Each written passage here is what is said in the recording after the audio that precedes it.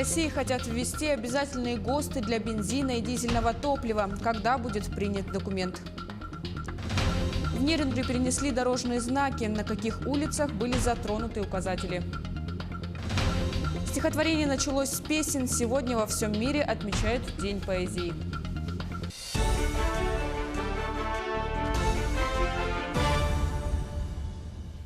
В эфире новости, в студии Кристина Якупова. Здравствуйте.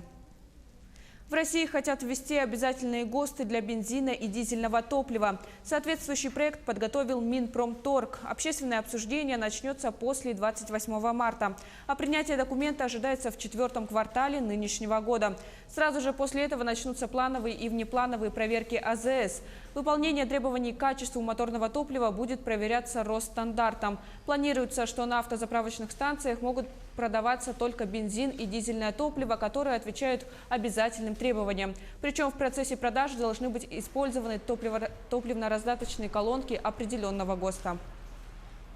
С 1 апреля любой желающий россиянин, независимо от места проживания, может подать онлайн-заявку на получение земельного участка в Вологодской области. Местные власти будут раздавать пустующие сельхознаделы бесплатно.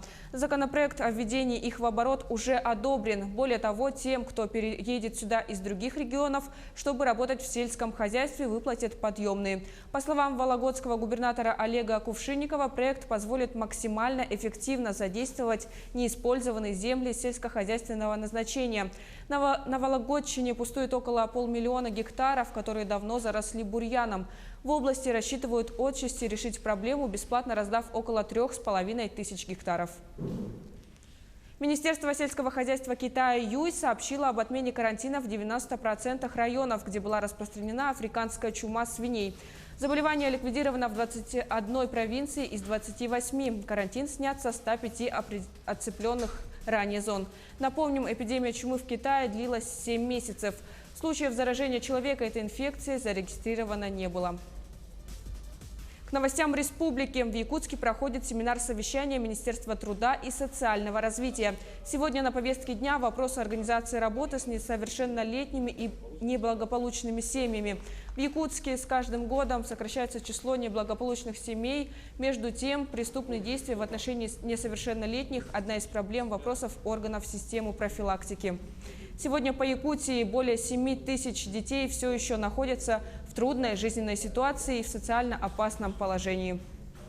Сегодня мы решили провести такое межведомственное совещание, по итогам которого, я думаю, будут разработаны хорошие предложения и внедрены в ближайшие 2-3 года в работу. Мы должны усилить совместные рейды, разработать порядок контроля и, наверное, усилить работу в плане обследования семей. И даже не те, которые уже находятся в стадии социально опасного положения, а те семьи, которые, может быть, недостаточно выявляются, может быть, они находятся как-то немножко в тени, и их не видят органы местного самоуправления, для того, чтобы все-таки наши дети были в безопасности. На центральных перекрестках алмазной столицы светофоры перевели на трехфазный режим. Он должен увеличить пропускную способность улиц и снизить количество ДТП с пешеходами. И если пешие жители Мирного положительно оценили нововведение, то из автомобилистов не все им довольны. Будут ли власти модернизировать новую схему и во всех ли городах прижился трехфазный режим, выяснял Александр Шершуков. Вечерний час пик в Мирном на перекрестке у центральной аптеки. Привычная картина. Затор из автомобилей во все 4 стороны. Здесь и раньше не обходилось без пробок, а когда светофоры заработали в трехфазном режиме, ситуация накалилась. Режим работы явно добавил стресса водителям и пешеходам алмазной столицы. Только на этом переходе мы насчитали несколько десятков нарушений за несколько минут. Пешеходы торопятся, бегут на красный, водители не пропускают друг друга. В общем, пока этот перекресток безопасным точно не назовешь. Согласно поправкам в ГОСТ, пути пешеходов и автомобилей не должны пересекаться. Теперь 2 фазы светофор работает для транспортных средств. Сначала для одного, а потом для другого направления. 3-я фаза для пешеходов. Переходить дорогу можно в 4 направлениях. К 23 марта в такой режим перейдут светофоры на 11 перекрестках города. Мне кажется, удобнее стало. Я даже не заметила, когда утром шла. Вот сейчас обратила внимание, что как-то сначала машины одни едут, потом люди идут. Я заметила, что-то неладно, стою и думаю, что не так. Ну, как думаете, так лучше или безопаснее? Или... Ну, безопаснее, наверное, когда все машины стоят. Потому что, знаете, вот идешь, и вдруг оттуда чах, выворачивается. А сейчас, смотрю, все стоят. Пока для пешеходов немножечко становится хуже, потому что времени недостаточно. Это только вот хватает время при включении зеленого света сразу же пойти. Если ты только не пошел сразу, ты уже не успеваешь закончить переход пешеходным переходом. Я думаю, это будет удобно, и к этому просто надо немножко приспособиться, привыкнуть. А все-таки движение на дорогах должно быть безопасным, в первую очередь для людей. Переходить перекрестки по диагонали пока нельзя. Нет специальной разметки. Ее городские власти нанесут летом. Систему также обещают подстроить. Мы будем смотреть по жалобам, по обращениям, по появлению пробок и будем менять режимы движения светофорных объектов, пропускную способность их или увеличивать, или уменьшать. По-новому переходить перекрестки стали по всей стране. Но не везде опыт успешный. Так, в Салехарде после многочисленных жалоб жителей губернатор округа распорядился вернуть все как было. Я связался со своими друзьями, коллегами в Министерстве транспорта Российской Федерации. Они сказали, что вот это обязательное требование по всей стране будет в ближайшее время изменено. Потому что стало очевидно, что то, что применимо для крупных городов, абсолютно бессмысленно в малых городах создает массу неудобств. Еще и северных, да? Северных, да, любых. То есть все должно быть с умом.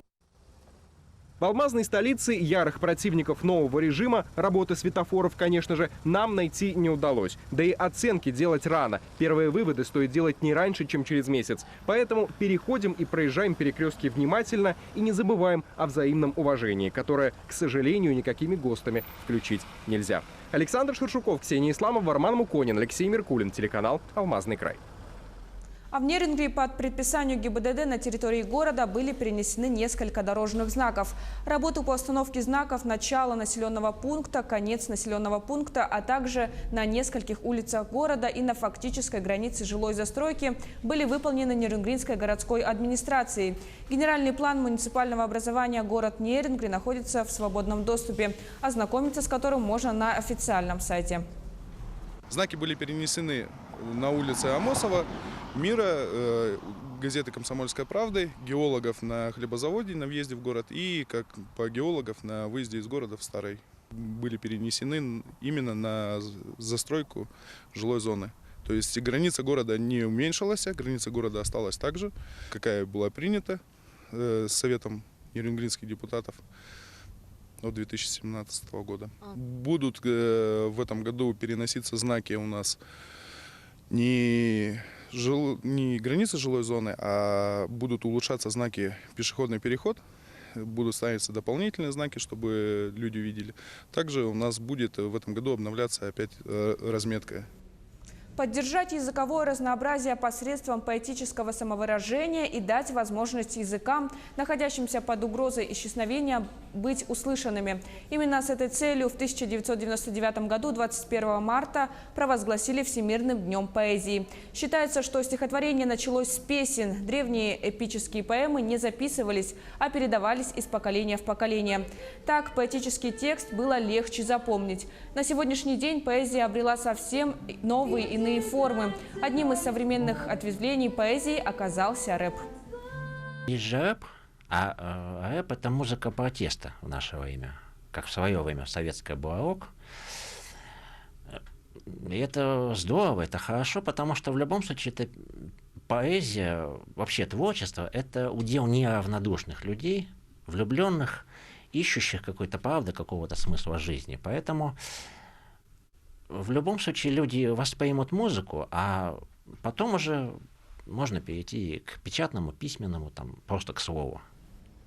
Сегодня во всем мире отмечают Всемирный день людей с синдромом Дауна. Это заболевание возникает в результате генетической аномалии, при которой в организме человека появляется дополнительная хромосома. Сегодня в Якутске пройдут мероприятия, посвященные этому дню. Якутяне могут поддержать семьи, воспитывающие детей с солнечным диагнозом, приняв участие в благотворительных акциях.